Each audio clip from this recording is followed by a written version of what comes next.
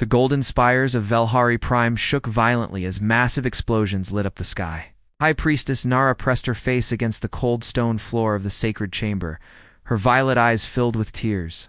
The holographic displays around her showed numbers that made her heart break. Millions of her people were already dead. The Kraxan Empire had arrived 3 days ago with their massive black warships. Their message was simple and cruel: surrender everything or die. They gave the Velhari people 72 hours to decide. Now only 6 hours remained. Priestess whispered aid Kelu as he stumbled into the chamber. His white robes were torn and stained with blood. The children's ships, they're gone. All of them. Nara's breath caught in her throat. What do you mean gone? The evacuation convoy, 700 ships carrying our youngest. The Kraxan destroyers found them hiding near the moon. They killed them all. Even the baby's priestess. Killed the babies. Nara fell to her knees, her body shaking with grief. The Velhari were a peaceful people. They had never fought wars or built weapons, spent their days creating art, growing food, and teaching their children about the beauty of life. They had no armies to fight back with. Why? She whispered. Why do they want to destroy us? We have done nothing to them. Kelu helped her stand. The Kraxan don't need reasons, priestess. They destroy because they can. They take worlds because they want them. They kill because they enjoy it. Outside, another explosion shook the building. Through the tall windows, Nara could see Kraxan fighters racing through the clouds, firing their weapons at anything that moved. The beautiful gardens where children once played were now burning ruins. Is there nothing we can do? Nara asked. Kelu shook his head sadly. Our defense fleet was destroyed in the first attack. Our weapons are useless against their shields. Our leaders are dead or hiding. We are alone, priestess. Nara walked slowly to the center of the chamber where an ancient device sat on a marble pedestal. It was made of crystal and metal, covered in symbols that few could read anymore. The device had been there for thousands of years, passed down from the old times when her people believed in myths and legends. The calling stone, she whispered, running her fingers over its smooth surface. Priestess, that's just an old relic. It doesn't work, it's never worked. But Nara remembered the stories her grandmother told her as a child, stories of the sky. Angels who came from beyond the stars when all hope was lost. Her grandmother said they were beings of great power who protected the innocent and punished the wicked. Most people thought they were just fairy tales. My grandmother said the sky angels were real, Nara said quietly. She said they would come. If we truly needed them. Priestess, please, we need real help, not stories. Another explosion closer this time. The building shook so hard that dust fell from the ceiling. Through the windows, they could see Kraxan soldiers marching through the streets, their weapons glowing with deadly energy. Nara placed both hands on the crystal device. Forgive me, ancestors, for my doubt, she whispered. To her surprise, the crystal began to glow with a soft blue light. Ancient symbols appeared on its surface, pulsing like a heartbeat. Priestess, how are you doing that? I don't know, Nara said, but she didn't stop. The device was getting warmer under her hands. She could feel something happening. It's like electricity running through her body. She closed her eyes and spoke from her heart. If any beings of mercy exist among the stars, we beg you save the innocent. We offer our lives, our world, our very souls for the chance to see our children live. The crystal blazed with brilliant light that filled the entire chamber. Light shot upward through the ceiling and into the sky like a pillar of pure energy. Then, just as suddenly, it was gone. The device went dark and cold again. Kelu stared at her with wide eyes. What just happened? I don't know, Nara admitted. Maybe nothing. Maybe everything. Outside, the sounds of destruction continued. Kraxan ships flew overhead, their weapons turning beautiful buildings into rubble. People ran through the streets, screaming for help that would never come. You really think someone hurt us? Kelu asked. Nara looked out at the burning city. I have to believe they did. What else do we have left? Far above them, beyond the atmosphere and the flames, something incredible was happening. The message from the calling stone was racing through space faster than light, carrying with it the desperate plea of a dying people. It would travel for days through the dark void between stars, searching for anyone who might listen. The Velhari didn't know if anyone would hear their call for help. They didn't know if the Sky Angels were real or just stories. But they had sent their prayer into the darkness anyway, because sometimes hope is all you have left. The countdown continued. 3 hours until the Kraxan ultimatum expired. 3 hours until the end of everything they had ever known. But somewhere in the vast emptiness of space, their message was still traveling, still searching, still hoping to find someone who cared. Enough to answer deep beneath Terra Station. In the coldest and darkest halls where no living person was allowed to go, something strange was happening. Ice began to melt from dozens of black metal boxes that looked like coffins. These were not ordinary coffins. They were machines designed to bring the dead back to life. Commander Jin-Ho Lee felt his mind wake up slowly, like someone pouring freezing water into his thoughts. He remembered dying, remembered the flash of plasma fire that had burned his body to nothing during the great battle at Titan. But somehow, his mind had been saved in the last second before death took him completely. The lid of his metal coffin opened with a loud hiss. Steam poured out as warm air met the freezing cold inside. Jin-Ho tried to move and felt his new body for the first time, that it was not the body he was born with. This body was 7 feet tall and made of black metal and machines. His face was now a smooth mask with no mouth or nose, only 2 glowing blue lights where his eyes used to be. He was dead, but he could still think. He was dead, but he could still feel emotions. He was dead, but he could still fight.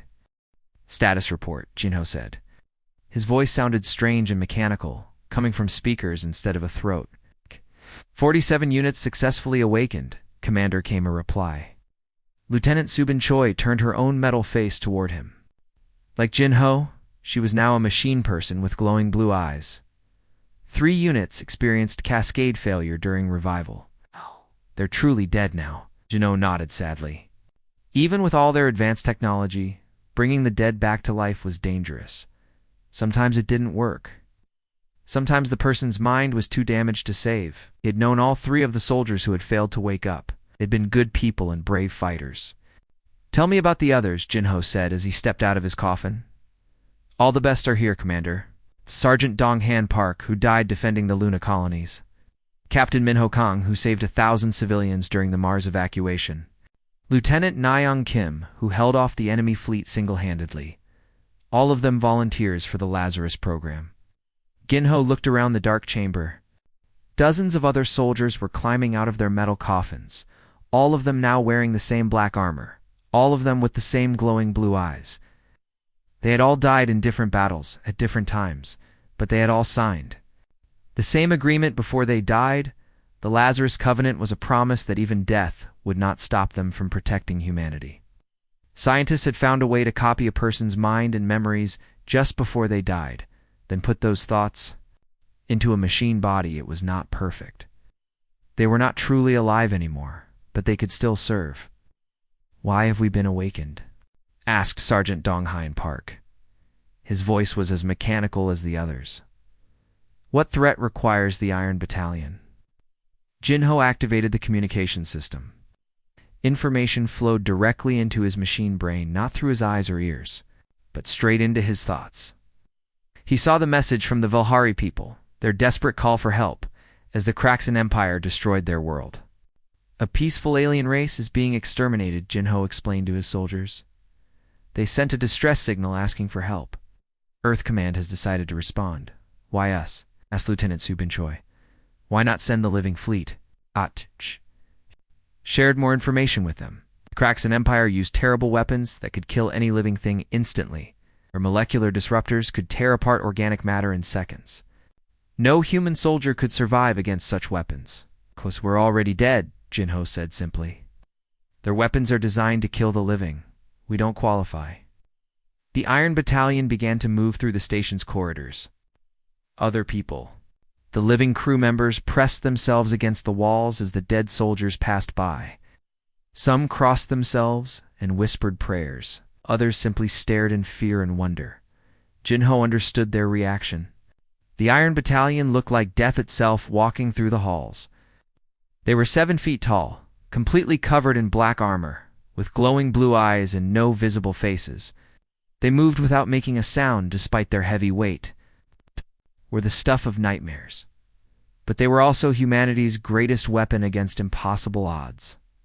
"Commander," said Lieutenant Bioram Song, "the living crew is afraid of us." "They should be," Jinho replied. "We are death given form and purpose. But we are their death, not the enemy's." As they walked toward the docking bay, where their ships waited, Jinho thought about what they were about to do. They were going to travel across the galaxy to fight for people they had never met, to save lives they would never know. They were dead, but they still cared about the innocent. "Remember," Jinho told his soldiers as they reached their ships, "we are not monsters, we are guardians." The Velhari people prayed for angels to save them. "We may not look like angels, but we will." Answer their prayers. The Iron Battalion boarded their black ships, ready to bring death to those who threatened the innocent. They were humanity's gift to the galaxy, proof that even death could not stop the human desire to protect others. Admiral Vextar stood on the bridge of his massive warship, looking at the display screen with confusion. His ship was the size of a small city, armed with the most powerful weapons in the galaxy. Around him, dozens of other Kraxan warships floated in space like metal predators. Admiral said, his sensor officer, "We have new contacts." 12 ships just appeared out of hyperspace. Vextar looked at the tactical display. The new ships were small compared to his fleet, but something about them made him uneasy. They were black and angular, with strange surfaces that seemed to eat light instead of reflecting it. They looked like pieces of space itself had been carved into ship shapes. "What species are they?" Vextar asked. "According to our database, they're human vessels, sir. Humans are a minor species from the Outer Rim. They have no significant military power." Humans were barely worth his attention. His intelligence reports said they were a young race that had never fought a real war. They should be easy to destroy or frighten away. "Shall we destroy them immediately, Admiral?" asked his tactical officer, his claws hovering over the weapon controls. "No," Vextar said, his insect-like mandibles clicking with amusement. "Send them a surrender demand first. Let them know the price of interfering with Kraxan expansion. Maybe they'll run away and save us the ammunition."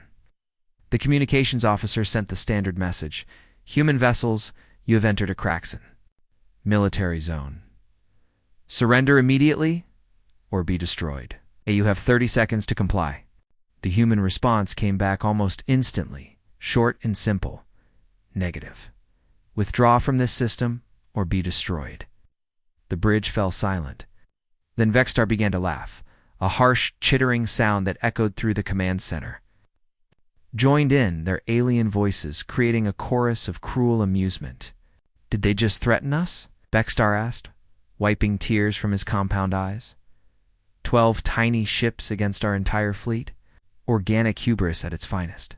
"Sir," said the tactical officer, "should we teach them a lesson?"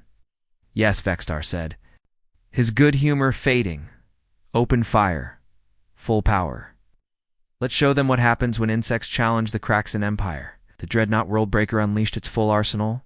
Plasma cannons that could melt through planetary shields fired in sequence. Molecular disruptors that could tear apart any living thing launched their deadly beams.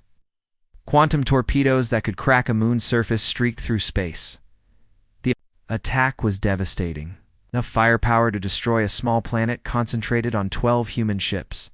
The space around them lit up like a new sun as the weapons struck their targets. Vextar watched the display, waiting for the human ships to explode into debris. But as the light faded, his confidence turned to shock. The human ships were still there. Not only were they still there, they appeared completely undamaged. They had absorbed the most powerful attack in the Kraxan arsenal without even trying to dodge. "Impossible," Vextar whispered. "Nothing survives molecular disruption. Those weapons tear apart matter at the atomic level." "Or sir," said the sensor. "Officer," his voice shaking, "the human ships are moving. They're coming toward us." The black ships began to advance, moving in perfect formation. They didn't hurry. They didn't zigzag to avoid weapons. They simply moved forward like death itself. Walking across the battlefield. "Fire again," Vexstar commanded. "All ships concentrate fire on the lead vessel." The entire Kraxan fleet opened fire. Hundreds of weapons lit up the darkness of space.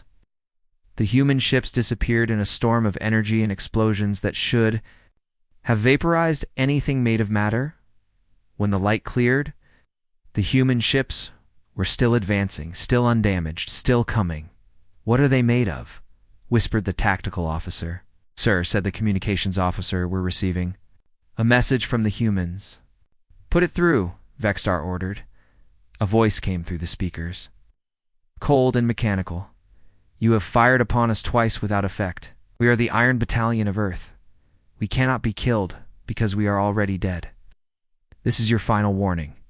Withdraw or be destroyed." Vexstar stared at the display screen. "What does that mean, already dead?" "Unknown, sir, but our weapons aren't working. Should we retreat?" "Retreat?"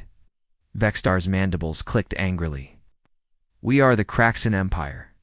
We do not retreat from anyone, especially not from 12 small ships."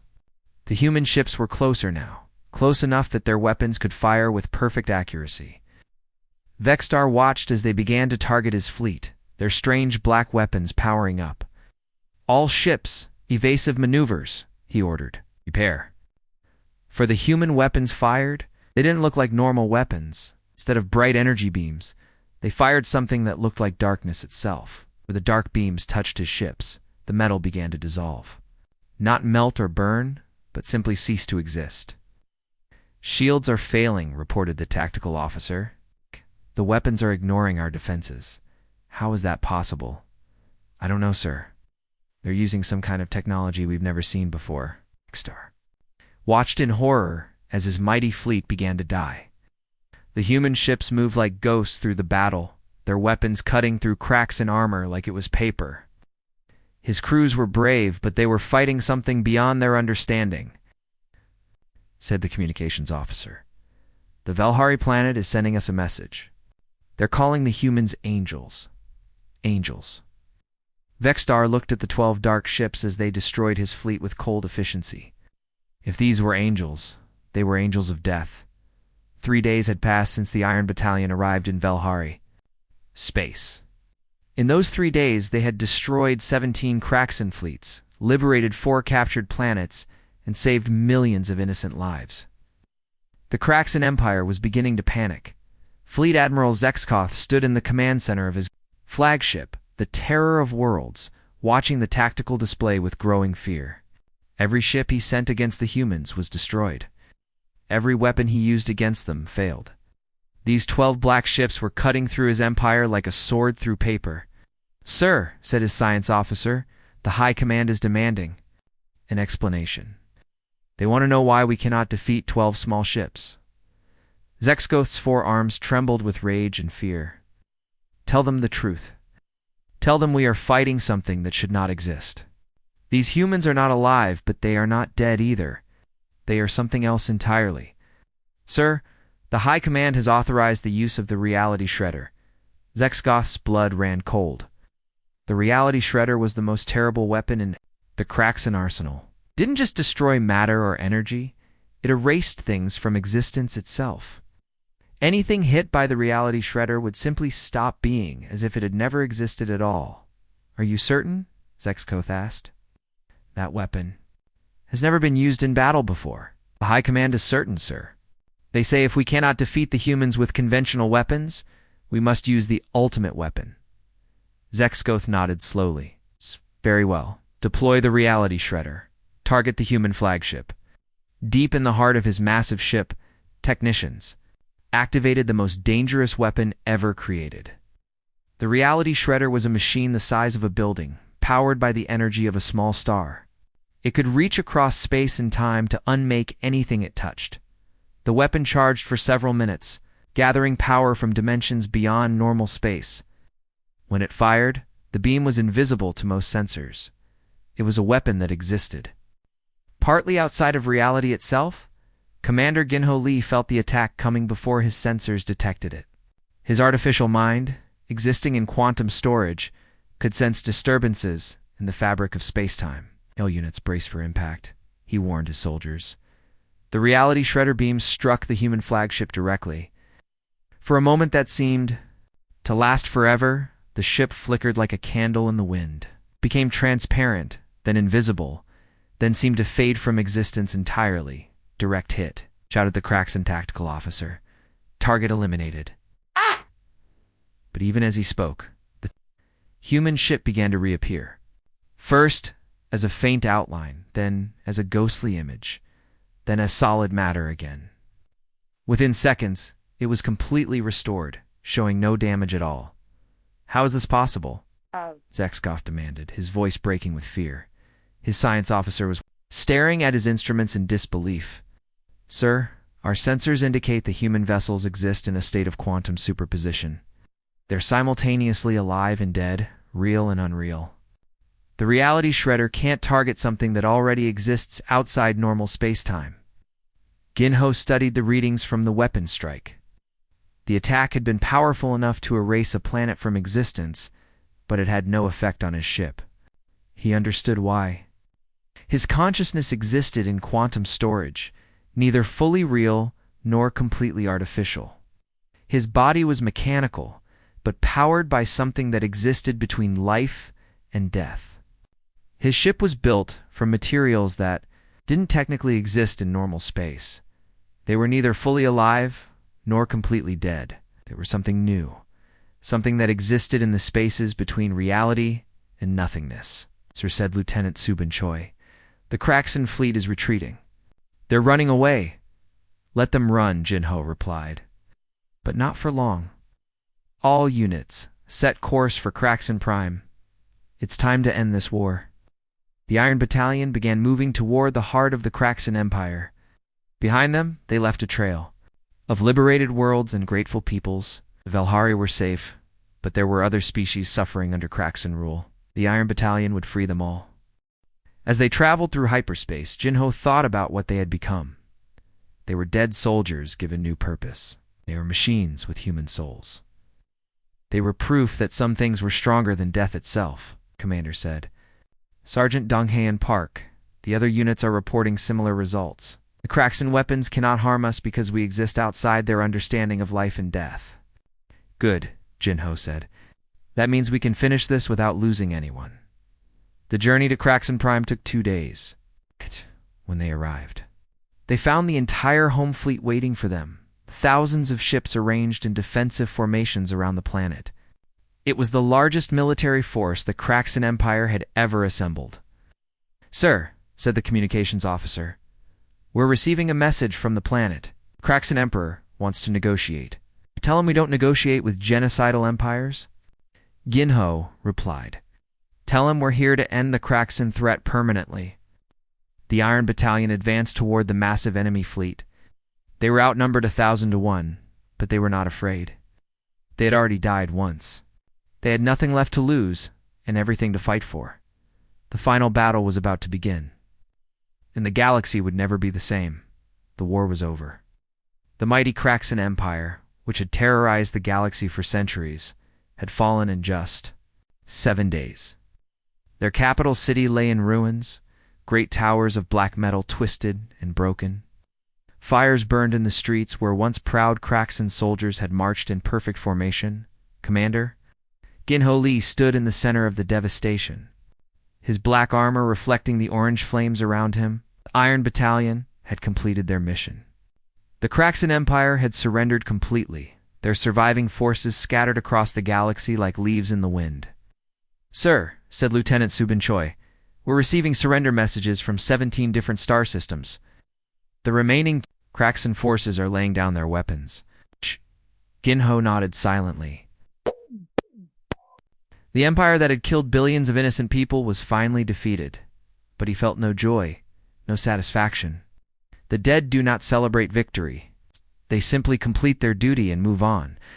A small transport ship landed nearby, its engines kicking up dust and debris. Jinho watched as several figures emerged from the craft. He recognized High Priestess Nara of the Velhari. Along with representatives from other species, The Kraxen had oppressed. Nara approached him slowly, her violet eyes wide with a mixture of gratitude and fear. She had expected her sky angels to be beings of light and beauty, creatures of pure energy and divine grace. Instead, she found herself looking at 7-foot-tall figures covered in black armor, their faces hidden behind masks with glowing blue eyes. "You saved us," she said simply, her voice barely above a whisper. "We prayed for angels and you came." Jinho reached up and removed his helmet, revealing the death mask beneath. His face was smooth metal with no features except for the two glowing sensors where eyes should be. He had no mouth, no nose, no expression. He was a machine that had once been human. "We are not angels, priestess," he said, his voice coming from speakers in his chest. "We are the dead, given purpose by the living." Nara stared at him in shock. "The dead? But you speak, you think, you feel." "We do," Jinho confirmed. "We died in humanity's wars, but our minds were saved. We were given new bodies, new purpose. We exist between life and death, between the real and the unreal." "Then what does that make you?" Nara asked. Jinho considered the question carefully. Around him, his soldiers stood in silent formation. Lieutenant Myung Lee, who had died defending a hospital. Sergeant Junho Park, who had sacrificed himself to save a school full of children. Corporal So-young Kim, who had given her life. Protecting refugees, all of them had died for others. All of them had been given a second chance to serve. "We are proof that even in death, some things endure," Jinho said finally. "Love for the innocent, the need to protect those who cannot protect themselves, the willingness to sacrifice everything. For strangers we'll never meet." Nara looked around at the Iron Battalion, these dead soldiers who had traveled across the galaxy to save her people. Slowly, she knelt before Jinho, her head bowed in respect. "Then you are angels," she said. "The ones we expected, but the ones we needed." Other representatives from the liberated worlds began to approach, a delegation from the Zenthari colonies. Survivors from the Kef homeworld, refugees from a dozen different species. All of them came to thank the Iron Battalion for their salvation. "We'll never forget what you have done," said an elderly Zenthari. "You came when no one else would help us. You fought for people you had never met," added a young Kef mother holding her child. "You risked everything for strangers." Jinho accepted their thanks with quiet dignity. "We did what needed to be done, nothing more." But even as he spoke, he felt something he had not expected to feel again after death. Pride. Not in himself, but in what humanity had become. His people had created the Iron Battalion, not for conquest or glory, but to protect the innocent wherever they might be. "Sir," said Lieutenant Subin Choi, "we're receiving new orders from Terra Station." Ginho activated his communication system. Admiral Hyunwoo Kim's voice came through clearly. "Well done, Commander. The galaxy is in your debt. Return to station and await further orders." "Orders acknowledged," Jinho replied. The Iron Battalion returns to Eternal Watch. The Iron Battalion began boarding their dark ships. They prepared to leave. Crowds of grateful people gathered to watch them go. Children who had been saved from genocide pointed at the sky and spoke of the angels who came when all seemed lost. "Will we ever see you again?" Nara asked. "When the innocent call for help, we will answer," Jinho promised. "That is our purpose. That is why we exist." The ships lifted off from Velhari Prime, their engines silent as they rose into the sky. The grateful population watched from below until the ships disappeared into the stars in the command center of his flagship. Jinho looked out at the cosmos. Somewhere out there, other innocent people might be suffering. Other prayers might be sent into the void, asking for help that seemed impossible. They were the dead who would not rest. Earth's gift to a galaxy that still believed in mercy. When the innocent cried out for salvation, humanity would answer. Not with the living, but with those who had already paid the ultimate price and were willing to pay it again. The Iron Battalion returned to the darkness between stars. For the next call for help, ready to prove once again that some things are stronger than death itself.